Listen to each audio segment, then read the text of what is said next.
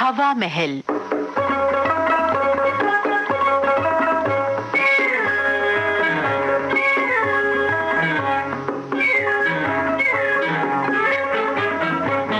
आज इस कार्यक्रम में सुनिए वीरेंद्र कश्यप की लिखी हास्य नाटिका बुखार।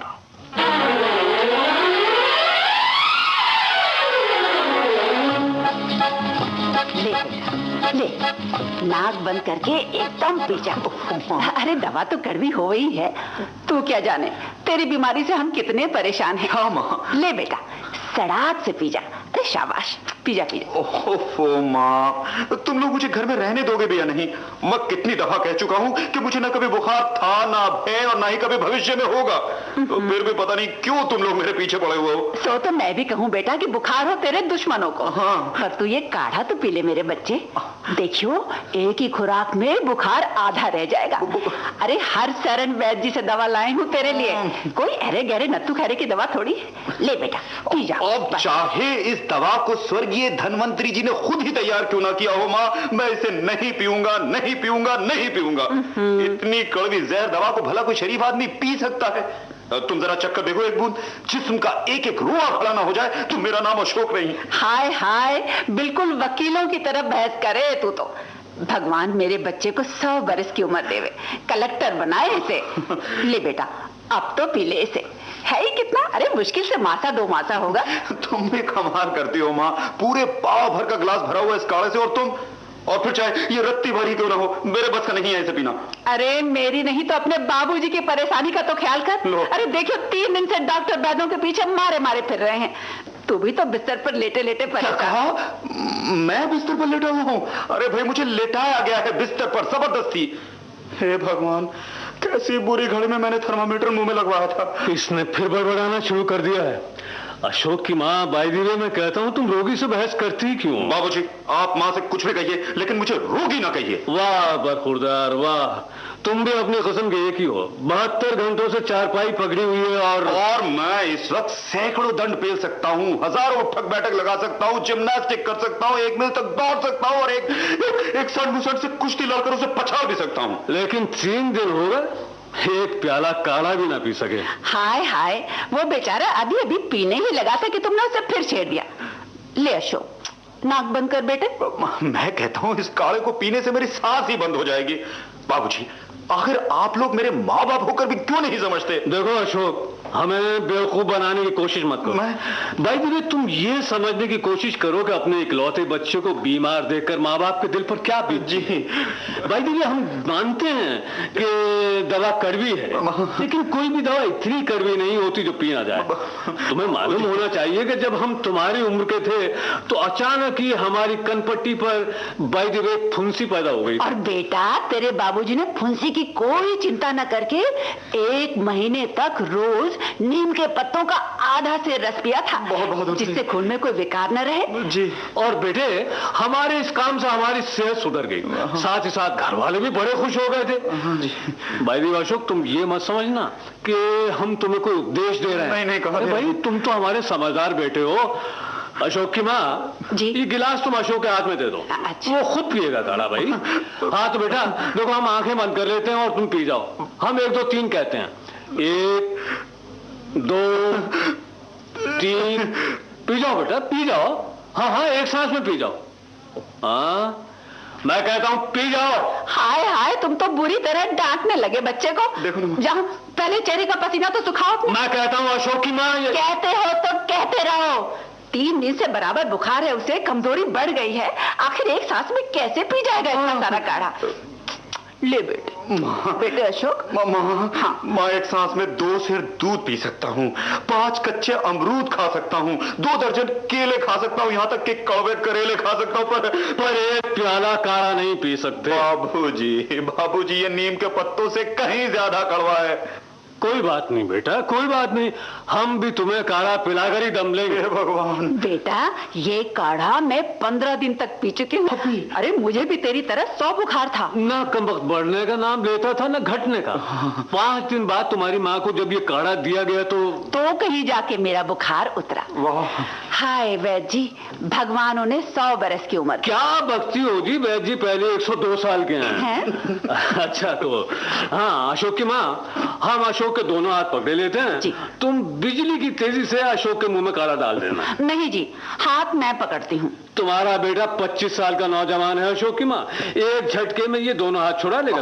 आप लोग चिंता ना करें, मैं चुपचाप लेटा रहूंगा। और फिर तुम घंटों तक मुंह नहीं खोलोगे। बाबूजी आप मुझे किसी डॉक्टर को क्यों नहीं दिखला देते? ना हो तो वैद्य जी से कहिए वो आकर मुझे देख तो ले। पता नहीं उन्होंने मेरी नब्ज देखे बगैर कैसे काढ़ा दे दिया।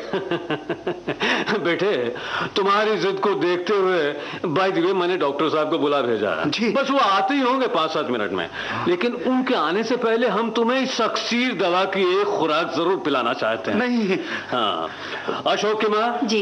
अच्छा तो देखो, हम अशोक के दोनों हाथ पकड़ते हैं और तुम चलो मैं दवा उन्हें लूंगी। हे प्रभु। जरा 1 सेकंड के लिए ये गिलास तो पकड़ना अशोक के बाबू।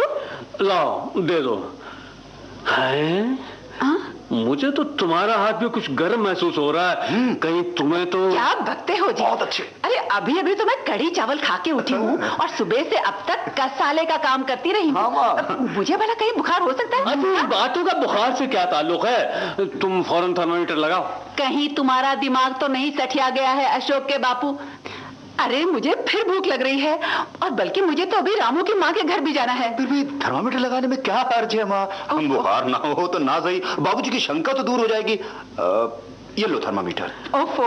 देखो बेटे, तुमने जरा अपनी माँ की तबीयत खराब होने की बात सुनी तो तुम्हें भी टेंशन हो गई, यानी तुम्हारी भी चिंता बढ़ गई। चिंता की तो बात है ही बाबूजी। यही हाल हमारा भी है अशोक बेटा, तुम्हारे लिए हमें बहुत टेंशन है, हम बहुत चिंतित हैं। आप ठीक कहते हैं बाबूजी, मैं गलत था। अच्छा तो बच्चे, अब तुम चुपचाप काढ़ा पी लो। पी तो लूंगा बाबूजी, पर आपको एक कष्ट दूंगा। हाँ बेटे जरूर, कहो। बाबूजी मैं सीधा लेटा रहूंगा और किसी ना किसी तरह मुंह भी खोल लूंगा, बस आप एकदम खुराक मेरे गले में पहुंचा दीजिए। शाबाश बेटा शाबाश। 1 सेकंड ठहरो। क्यों? मैं जरा थर्मामीटर देख लूंगा। हाँ जी। लाना जी जरा देना इधर थर्मामीटर। ये लो। देखा? मैं पहले ही ना कहता था अशोक की माँ तुम्हें भी बुखार है 100 डिग्री, ठीक अशोक की तरह। क्या मालूम बाबूजी, माँ को भी 2-3 दिन से बुखार रहा हो सकता है। मैं कहती हूँ तुम्हें अब कुछ कहने सुनने की जरूरत है ही नहीं, तुम्हें लेटने की जरूरत। हाँ माँ। संतू, ओ संतू, अबे संतू कहाँ मर गया तू? क्यों जी, कहाँ चले गए थे तुम? डाकघर गया था बाबूजी। अशोक बाबू ने 3 पोस्टकार्ड और 5। अच्छा ठीक है, तुम इस चारपाई पर एक बिछौना अशोक की माता जी के लिए लगा दो। जल्दी, बुखार है और ये थर्मामीटर धोला। क्या मुसीबत है? बाबूजी अब इस काढ़े की 2 खुराक बना लीजिए, एक खुराक माँ को भी तो चाहिए। तुम ठीक कहते हो बेटा, बिल्कुल ठीक कहते हो। बाय द वे ये लो अशोक की माँ, लो पहले तुम पी जाओ दवा, जल्दी। तुम्हें देखकर अशोक की हिम्मत भी खुल जाएगी। अरे मैं नहीं पीऊंगी ये कड़वा काढ़ा, मेरा जी पहले से ही मितला रहा है। वाह जी वाह, ये कैसे हो सकता है? बिस्तर तैयार है बाबूजी, और ये लीजिए थर्मामीटर। अशोक की माँ, तुम तो पहले भी इस काढ़े को 15 दिन पी चुकी हो। हाँ तुम पी लो। उधर तुम्हारा बुखार उतरा, इधर मेरी और अशोक की टेंशन यानी चिंता एकदम दूर हो जाएगी। अजी नाली में फेंकिए इस काढ़े को, भाग में बुखार होगा तो होके ही रहेगा। वैद्य जी का काढ़ा तकदीर के लिखे को थोड़ा ही बदल सकता है। देखो अशोक की माँ, अब तुम्हें भी जबरदस्ती पिलाया जाएगा काढ़ा। दवा के मामले में मरीज की नहीं चलेगी, नहीं चलेगी, नहीं चलेगी। गुस्सा ना कीजिए बाबूजी, लाइए पहले मुझे पिला दीजिए दवा, माँ अपने आप पी लेंगी बाद में। जियो बेटा, जुग जुग जियो। अच्छा तो तुम सीधे लेट जाओ। हाँ। मैं तुम्हारा मुंह खोलकर अपने आप दवा डालूंगी। हाँ। जी हाँ, इस तरह बस बस। अब हिलो डुलो मत जी। हाँ, मुंह खोलो, खोलो मुंह खोलो। ठहरिए बाबूजी। क्या बात है बेटे? बाबूजी मुझे आपका हाथ भी गर्म लगता है। कहीं आपको तो... अरे पगले, धूप में चल फिर कर आया हूँ ना, कोई बर्फ खाने में तो बैठा नहीं था। और फिर मेरे चेहरे की सुर्खी क्यों नहीं देखते हो तुम? सुर्खी बुखार से भी बढ़ जाती है कभी कभी अशोक के बाबू। थर्मामीटर तो पास में पड़ा है, लगा के क्यों नहीं देख लेते? ये लीजिए बाबूजी थर्मामीटर। भगवान करे आपको बुखार हो। बेटा अशोक, बैद जी मुझे बता रहे थे कि आजकल भूत के बुखार बहुत फैल रहे हैं। हाँ, भूत नहीं, वैद्य जी छूत की बीमारियों का जिक्र कर रहे होंगे। बुखार भी तो बीमारी ही होती है बेटा। तब तो ये काढ़ा पीना ही होगा मातू में। अरे मेरी जिंदगी का क्या है बेटा, जिंदगी तो तुम लोगों की चाहिए। लाइए बाबूजी, मुझे दीजिए थर्मामीटर। अरे आपको भी बुखार है 100 डिग्री, मेरी और माँ की तरह। सच? संतू संतू, संतू, अरे इस पलंग पर एक बिस्तर और बिछा दे। एक और एक खाली प्याला भी लेते आना। जी अशोक, अच्छा। हाँ अशोक। हाँ जी माँ। अब इस दवा के 3 हिस्से कर दे। जी अभी करता हूँ। एक खुराक तेरे बाबूजी देंगे। भाई आज मेरे बुखार का पहला दिन है, आज मेरा दवा पीना ठीक नहीं। कौन जाने बाबूजी, आपको भी मेरी और माँ की तरह कल परसों से बुखार हो। बिस्तर लगा दिया है बीवी जी। अच्छा। और ये लीजिए प्याली। अशोक बेटा, सबसे पहले अपने बाबूजी को खुराक दे। सबसे पहले? अरे इनके ही दम से तो गृहस्थी चलती है हमारी। मैं आज बुखार के पहले दिन दवा नहीं पीऊंगा, नहीं पीऊंगा, नहीं पीऊंगा, ये मेरा उसूल है। लेकिन नीम के पत्तों का रस तो तुमने उसी दिन शुरू कर दिया था जिस दिन तुम्हारी कनपट्टी पर फूल दी। ठीक है, लेकिन ये काढ़ा है। नमस्कार कृपा शंकर जी। आइए डॉक्टर साहब, आइए आइए, तशरीफ लाइए, आपकी सख्त जरूरत थी। देखिए मुझे और अशोक की मां को भी 100 बुखार हो गया है, और अशोक के बारे में तो मैंने आपको टेलीफोन पर बता ही दिया था। लेकिन डॉक्टर साहब, मुझे भूख बहुत लगती है, दौड़ने भागने को जी करता है, और बिस्तर सबसे बुरा लगता है। लाइए नब्ज दिखाइए। डॉक्टर साहब, मैंने थोड़ी देर पहले कढ़ी चावल खाए थे, अब फिर भूख लग रही है, बदन में फुर्ती महसूस कर रही हूँ। आप भी नब्ज दिखाइए। मैं बिल्कुल चंगा हूँ डॉक्टर साहब, देखिए फिर भी मुझे 100 बुखार है। आप भी लाइए अपनी नब्ज। क्या बात है डॉक्टर साहब, आप खामोश हैं। कोई खास बात नहीं कृपा शंकर जी, मैं सोच रहा हूं मैं यहां बेकार ही आया। आपका थर्मामीटर गलत है। जी हाँ, इसको लाख बार झटकिए, लेकिन इसका पारा ना तो 100 डिग्री से आगे बढ़ता है और ना ही पीछे हटता है।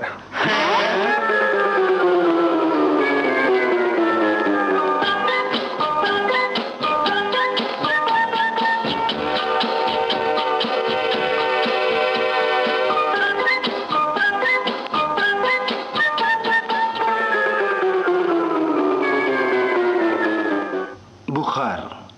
अभी आपने वीरेंद्र कश्यप की लिखी हास्य नाटिका सुनी।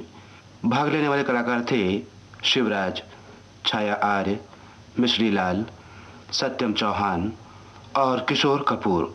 सहायक कुमारी परवीज, निर्देशक और प्रस्तुतकर्ता गंगा प्रसाद माथुर।